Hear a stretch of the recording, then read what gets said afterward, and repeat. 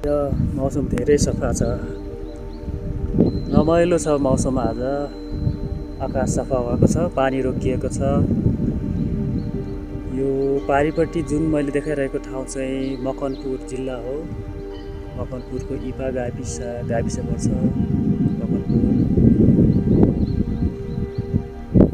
अहिले म चाहिँ ललितपुरको भुसेल गाउँमा छु। यता जुन चाहिँ म देखाउन खोजिरहेको छु यता चाहिँ काठमाडौँ हो। काठमाडौँ माथिको, काठमाडौँ पछाडिको हिमालहरू हो यो। आज हिमाल पनि राम्रोसँग खुलेको छ। यसपालि हिउँ तलसम्मै परेको छ, हिमालमा हिउँ टन्नै छ। हिउँ मजाले हिउँले ढाकेको छ, हिमाल टन्नै छ हिमालमा, देख्न सक्नुहुन्छ।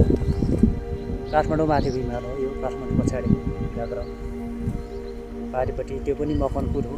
सिस्नेरी जाने बाटो त्यताबाट पर्छ। सिस्नेरी जाने बाटो भन्दा पनि हेटौँडा जाने बाटो भनौँ न।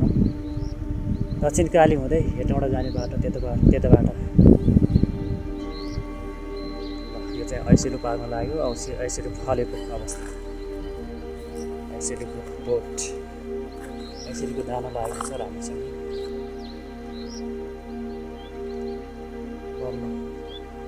वनको फल भन्छ यो, वनमा फल्ने फल। यसरी गेडा लागेको छ, फल्न लागेको छ। अब पाक्ने बेला पाक्न लाग्यो।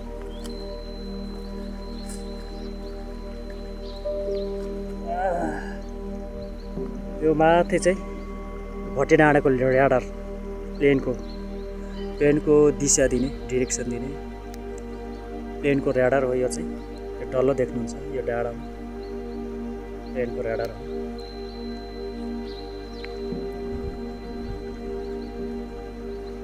सबै आइसिएलको जाम, आइसिएलको बोर्डहरू, आइसिएलको बोर्ड टकमक फलेको छ आइसिएल।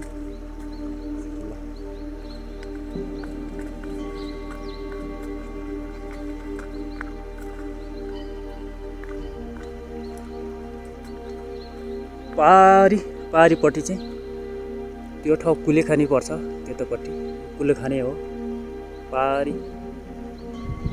कुलेखानी गाउँ।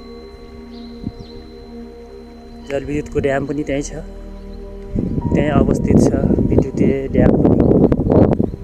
एकचोटि फेरि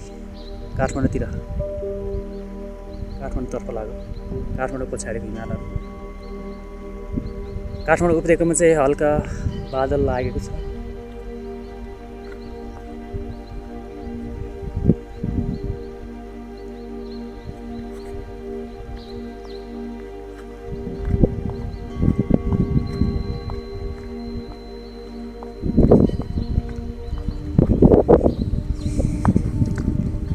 जुन यो चाहिँ म हिँडिरहेको ठाउँ चाहिँ जङ्गलकोट गाउँ हो। कुसेलको जङ्गलकोट भन्ने गाउँ।